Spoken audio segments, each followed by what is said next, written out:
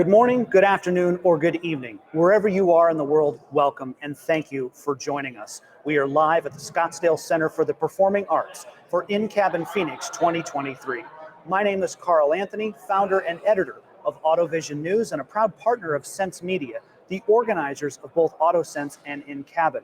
Like AutoSense, InCabin is more than a conference. It's a flourishing community of OEM, Tier 1s, and supply chain engineers working on safety, comfort, and productivity solutions for current and future in-cabin applications.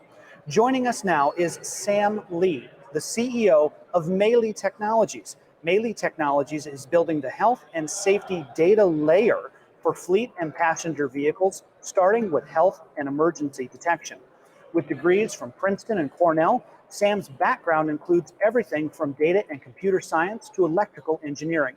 Her personal experiences inspired her to establish Meili Technologies and develop the technologies that can make our roads safer, but also help people with health issues attain more freedom of mobility. Sam, welcome and thank you for being here. Thank you for having me. Excited to talk.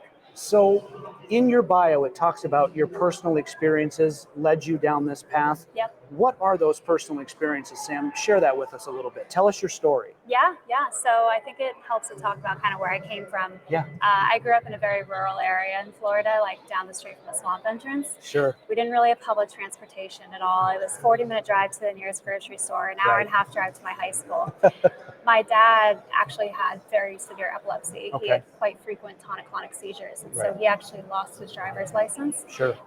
Which, given that lack of public transportation, made it very difficult for him to get to point A to point B, and he had to lean a lot on me and my mom to be able to drive him to work everywhere.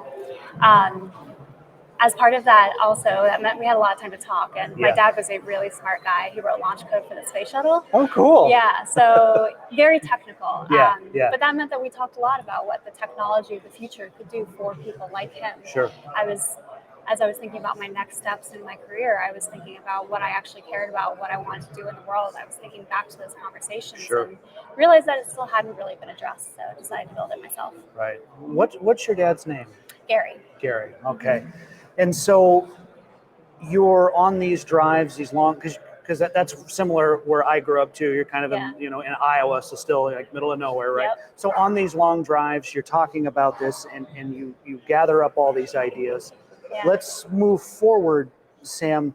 Your technology, how does it work when we're in the vehicle? How does it work, all these years later from those conversations with your dad? Yeah, great question. So it's, I guess, to kind of transition a little, we originally were talking about autonomous vehicles. Yeah. And there were all of these ideas about what it could mean for the future with autonomous driving. But then we also realized it can help cars today. So a little bit about how it can help cars today as well, which I can then also transition to the future again if we want. Sure. But we're pure software data, as you mentioned in the bio. Right. But we sit on top of existing sensors. So that's things like a driver-facing camera. One day maybe radar for like vitals measurement, contactless, or actually even integrating with like a smartwatch of some sort. Okay. But using those existing hardware sensors, we understand if somebody is having an event like a heart attack, seizure, stroke, just based on those inputs and running on our models, our algorithms. Sure. And then we trigger emergency response systems already available in the vehicle as well. But we're really that glue that's bringing together all of these existing systems. Right. So, Sam, when that glue detects a medical event, what's the next step then? What does the car do when that happens? Yeah. So it's really up to the OEM. Sure. Similar to the sensor setup, we're very customizable. We don't care if it's radar or if it's ECG in the steering wheel, as long as we can receive a reliable heart rate, breath rate, vitals measurement, we can use that as input for our models. Sure. Similar with the response system. It's based on what's available for the OEM and what they're comfortable having activated by our system. So we did a demo at CES actually with an OEM, and their system, for instance, had a minimum risk maneuver that would bring the vehicle to a stop automatically in its lane safely. Right. Turn on the hazard lights, unlock doors for first responders, and actually contact first responders. So all we do is trigger those things and then package data to send to first responders that includes information on the vehicle location, vehicle type, the actual like vitals, and a little bit more information for first responders on what to expect from the individual when they arrive. But the vehicle information is really crucial some context, I'm an EMT. It's actually Okay, quite yes, difficult to yes. find a vehicle when traffic develops around a car. Right. And so having an idea about the exact location as well as the make, model, and color will help to identify that faster, get somebody life-saving care faster.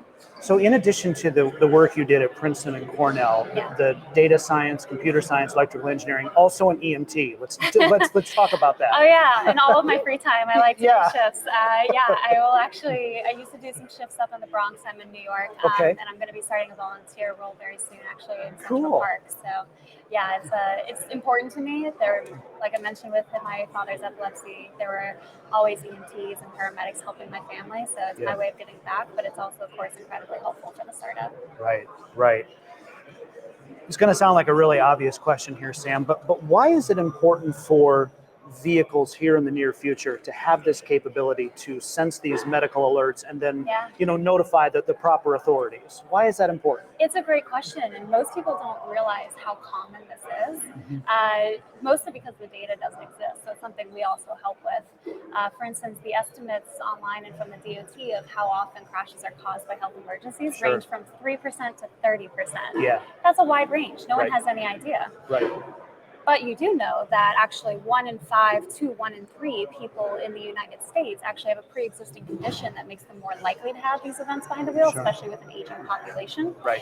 And when a crash is caused by a health emergency, you're 4 times as likely to have it result in a fatality.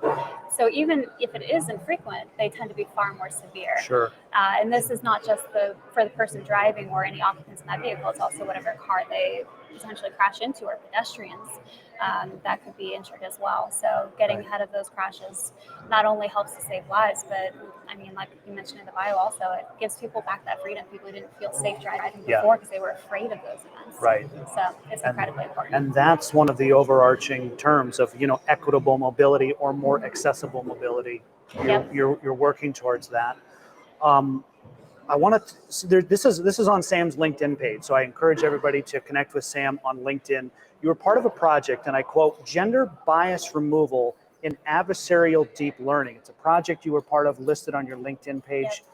Talk about that a little bit. That was part of my master's program. Okay. So one thing we noticed when we were exploring various data sets, performance, was that there's, of course, a big problem of bias, right? You see that all the time with race and everything as well, but also in activity recognition, you can actually find that oftentimes classification struggles when the data is showing an activity that is not stereotypically tied to a specific gender. Right. So one example is, for instance, if you have somebody who's in the kitchen, no matter what activity they're doing, if it's a woman, it's more likely to classify them as cooking. If it's a man, it's less likely to classify them as cooking, just based on gender stereotypes and what data is available. Right. So that was something we were working on, is how can you actually remove those features that identify gender to actually have a more performative activity recognition, because it's not being influenced by those stereotypes and that like male leaning or female leaning, and that's of course the binary, but there's a spectrum there of the data set. And so that was something that was really important to us and that I carry forward in our development for Meili, because we need to ensure that we cover all genders, all races, all ages in ensuring people's health is addressed. Right. Sam, as we conclude here, share a favorite memory with your dad. Yeah. Oh man. Oh, there's so many. One of my favorite memories, I mentioned he wrote launch code for the space shuttle. Yeah, that's cool. Take your kid to work day. I was quite young. There's a freight elevator that had padded walls in the elevator. Yeah. And I just remember going in this elevator to get to his office and then over to the VAB, the Vehicle Assembly Building. Yeah. And we were just like ping-ponging and like bouncing off the walls. And I will always cherish that memory. Yeah. Yeah. That's fantastic, Sam. It was fun. Great for you to take some time to be with us. From all of us here at AutoVision News and InCabin, want to wish you safe travels back home. Thank you. Look forward to maybe the opportunity here in the near future again to sit and do an interview. But in the meantime, thanks for sharing your story and your thought leadership, Sam. Thank you. Thank you again for having me. Of course, you're welcome. More to come from InCabin Phoenix here on the AutoVision News LinkedIn page. From the Scottsdale Center for the Performing Arts, I'm Carl Anthony, AutoVision News.